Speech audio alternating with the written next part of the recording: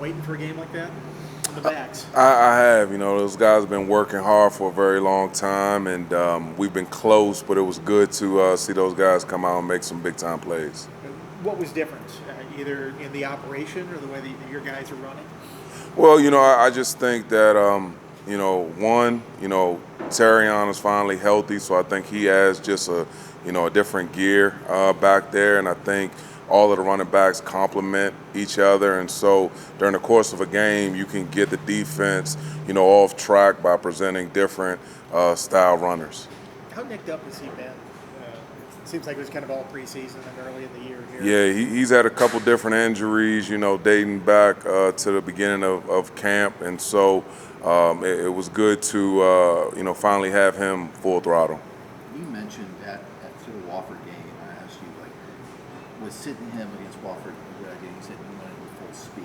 Yeah. I guess on that 85 run, it showed he's at full speed. No doubt. And, he could have played against Wofford, but, we wanted to make sure that he was ready to go for conference play. And so it definitely worked out. He had a different gear on Saturday and did well. Have you had a running back shaped like him and runs like him? He seems like he's got a unique size and style to him. I didn't think you could get more condensed than Tootin until we got Terion, so he's definitely a hard tackle, and he's dense, he's strong, he's explosive, so he's different, but I love it.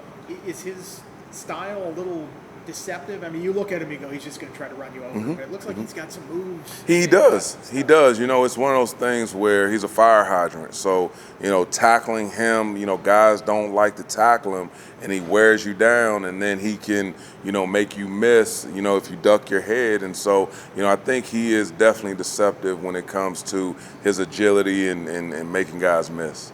We talked to you back in the spring about replacing Facial, and you said it wasn't one guy that's going to be a host of guys. I feel like a rotation with Terion, Hawk, and Prelo kind of have a mix of everything that made Facial as special as he was. I do. I think, those guys have different skill sets, and I think all of them are needed. And so, coming in each game, I never really know who's going to have the hot hand, but I trust that they'll all go out and do a great job. What have you liked from your group in terms of their aggression? Well, I think, they come out, they work every single day, and, I just trust that they're all going to go out and do what they can to make plays. And so I've been very pleased with their production thus far. I know Monty probably gets suggestions from everybody in the offense, but when you guys average 7.4 yards as running backs, I think it was actually over 11 for the running backs. Yeah. You're like, hey, maybe those guys need to get the ball more. I'm sure he's heard it from everybody. Yeah.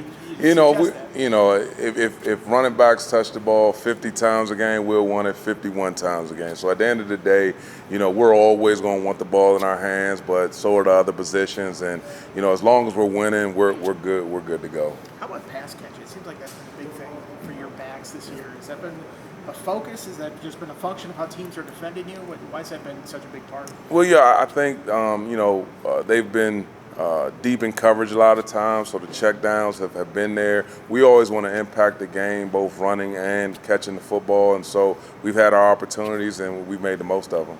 How important is that going to be against the Wake Forest defense that really doesn't give up explosive plays and forces you to run it, having a running back sort of contribute in every play? Yeah, I think it's going to be important. We're going up against a tough team on Saturday, and whenever we have a chance to make a play, we have to make it, no matter what it looks like running the ball, catching the ball. So we just need to be prepared to make a play when our number's called. What about their defense is so good against the run?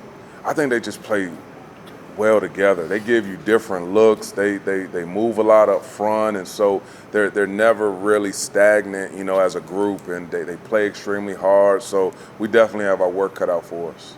You give Terion any grief for not getting in the end zone? Oh, no doubt about it, and it just finding different ways to encourage him. I mean, obviously it was a very good run, but every day we're trying to work on getting better. So he's come out this week and he's working on finishing runs like the other guys. So we're definitely working on it. Will you guys, when you're doing film review, do you count missed tackles forced and stuff like that? Do you have a whole grading system you go through that? Yeah, those are definitely things that we look at, we grade, and we focus on. And so, every Sunday we're focusing on yards after contact. We're focusing on just getting those dirty yards, and those are things that our guys aim for every game. I think PFF at least, Terion graded very well in terms of yards after contact. Yeah. Your numbers suggest the same thing. Look back at Yeah, and it was one of the things that attracted us to him when he was coming out in the portal is the ability to break tackles and the great contact balance,